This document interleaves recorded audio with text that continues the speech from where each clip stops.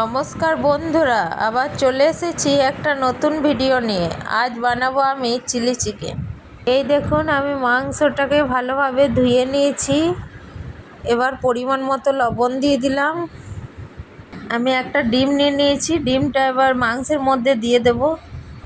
এবার ভালো করে মাখিয়ে নেব।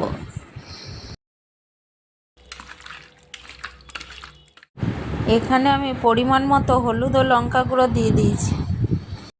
এবারে আদা রসুনের পেস্টটা দিয়ে দেব। এখানে আমি 1 চামচ চালের গুঁড়ো দিয়ে দিচ্ছি। সব ভালোভাবে মেখে নিলাম। এবার কর্নফ্লাওয়ার দিয়ে দিলাম। এখানে আমি 1 কাপ কর্নফ্লাওয়ার নিয়েছি। এবার ভালোভাবে মেখে নেব। মাখানো হয়ে গেলে আধ ঘন্টা রেস্টে রেখে দেব। এবার আমি কড়াই তেল গরম করে নিচ্ছি। তেল গরম হয়ে গেছে। এবার মাংসগুলো এক একটা পিস করে দিয়ে দেবো।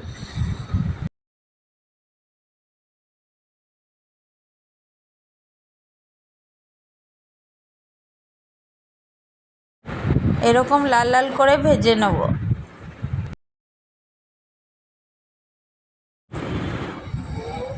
এবার নামিয়ে নিচ্ছি। এই দেখুন কত সুন্দর লাল হয়েছে।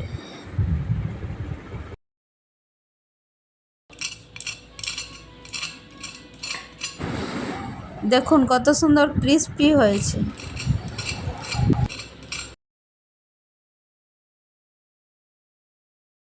এখানে আমি নিয়ে নিয়েছি ক্যাপসিকাম কুচি, পেঁয়াজ কুচি, আদা রসুন কুচি আর বিট ও গাজর কুচি। এইভাবে আপনারা কেটে নেবেন। এবার আমি পেঁয়াজ কুচি দিয়ে দিচ্ছি।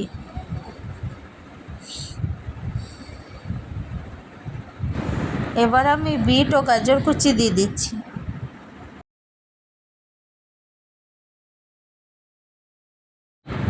এবারে আদা রসুনের পেস্টটা দিয়ে দিচ্ছি।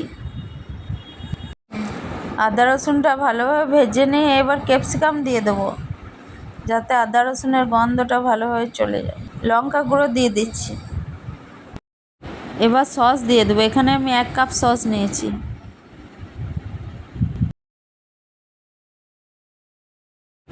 এবার জল দিয়ে দিচ্ছি।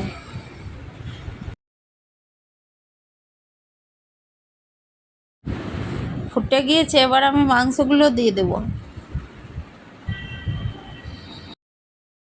লবণ দিয়ে দিলাম।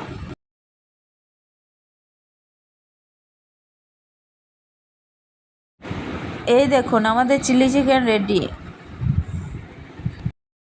চিলি চিকেন পোলাওয়ের সঙ্গে দারুণ লাগবে। আপনারা যদি পোলাওয়ের রেসিপিটা না দেখে থাকেন, এই চ্যানেলে এখনই দেখে নিন। আজকের ভিডিওটা এই পর্যন্তই। ভিডিওটি ভালো লাগলে লাইক, শেয়ার, কমেন্ট ও সাবস্ক্রাইব করে দেবেন।